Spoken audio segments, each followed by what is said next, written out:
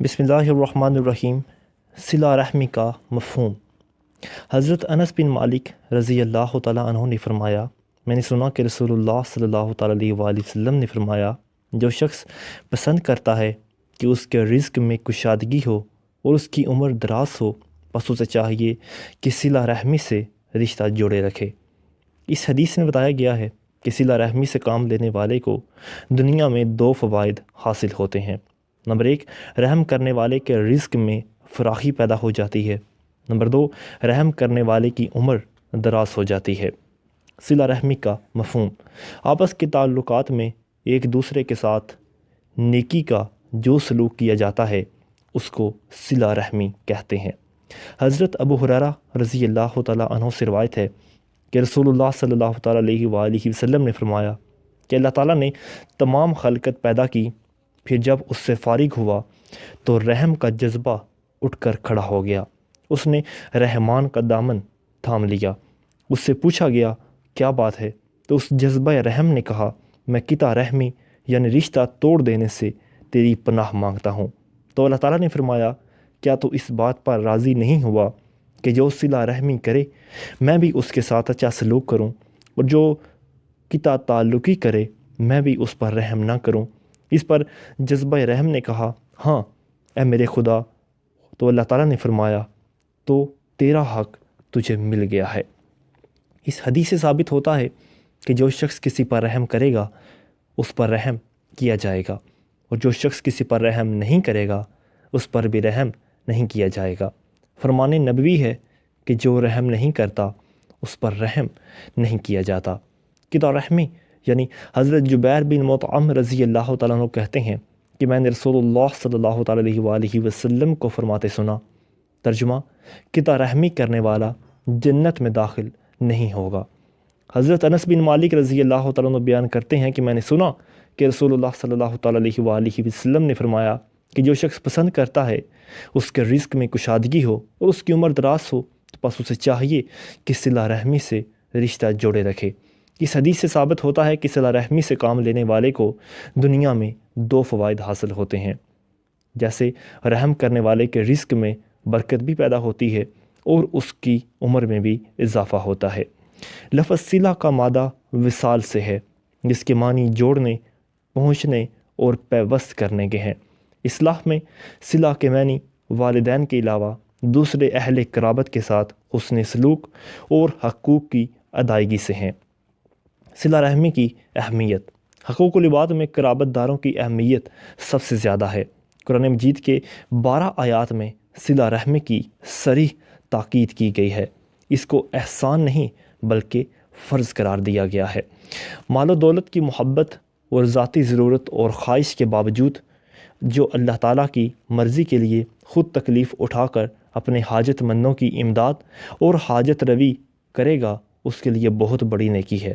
جیسا کہ فرمایا گیا ہے، نبی کریم صلی اللہ علیہ وآلہ وسلم نے ارشاد فرمایا، جو بدلے کے طور پر صلہ رحمی کرتا ہے وہ دراصل صلہ رحمی کرنے والا نہیں بلکہ ٹوٹے ہوئے رشتوں کو جوڑنے والا اور دراصل صلہ رحمی کرنے والا ہے۔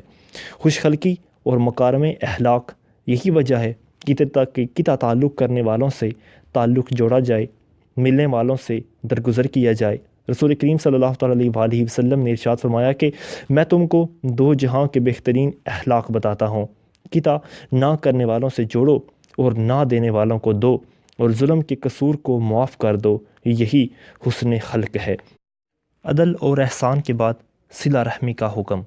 سورہ نحل میں اہل قرابت کی امداد کو عدل اور احسان کے بعد تیسرا درجہ دیا گیا ہے۔ اللہ تعالیٰ ارشاد فرماتا ہے، ان اللہ یامرکم بالعدل والاحسان وایتاء ذی القربی۔ اسی لیے ترکے میں اہل قرابت کا حق بھی ہے کہ اگر مال کی تقسیم کے وقت غیر حقدار رشتہ دار موجود ہوں تو سب کی مرضی سے انہیں بھی کچھ دے دینے کا حکم ہے یا نرم بات کہہ کر سمجھانے کا حکم ہے۔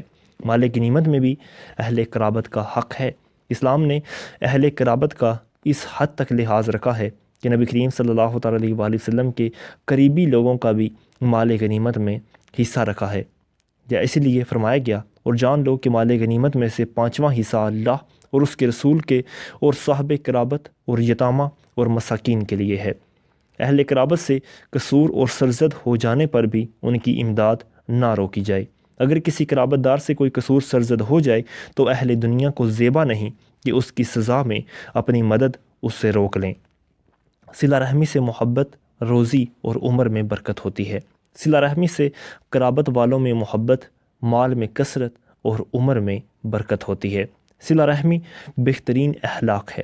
خوش خلقی اور مکارم اخلاق یہی ہے کہ قطع تعلق کرنے والوں سے تعلق جوڑا جائے اور ملنے والوں سے درگزر کیا جائے۔ نبی کریم صلی اللہ تعالیٰ علیہ وآلہ وسلم نے فرمایا، میں تم کو دونوں جہاں کے بہترین اخلاق بتاتا ہوں کہ قطع تعلقی کرنے والوں سے جوڑو اور نہ دینے والوں کو دو اور ظلم کے قصور کو معاف کر دو، یہی حسن خلق ہے۔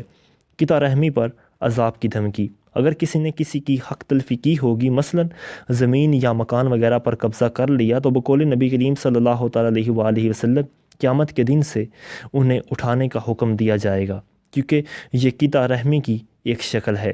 حدیث شریف میں آتا ہے کہ جس نے کسی کی ایک بالشت زمین دبا لی تو قیامت کے دن 7 زمینوں کا طوق اس کے گلے کا ہار بنا کر اس پہ ڈال دیا جائے گا۔ مسند احمد بن حنبل میں آیا ہے کہ جس نے ظلماً کسی کی زمین چھین لی تو اسے اس بات کی تکلیف دی جائے گی کہ اس کی مٹی کھود کر میدان حشر میں لاوے۔ بخاری شریف میں آتا ہے کہ رحم رحمان سے مشتق ہے، اسی لیے محبت والے اللہ نے رحم کو مخاطب کر کے فرمایا، جو تجھ کو ملائے گا میں اس کو ملاؤں گا اور جو تجھ کو کاٹے گا میں اس کو کاٹوں گا۔ اس مفہوم کو تو آپ نے بھی یوں ادا فرمایا ہے کہ رحم انسانی نے عرش کو پکڑ کر کہا، جو مجھ سے ملائے خدا اسے ملائے اور جو مجھے کاٹے خدا اسے کاٹے۔ قطع رحمی کرنے والا جنت میں داخل نہیں ہوگا۔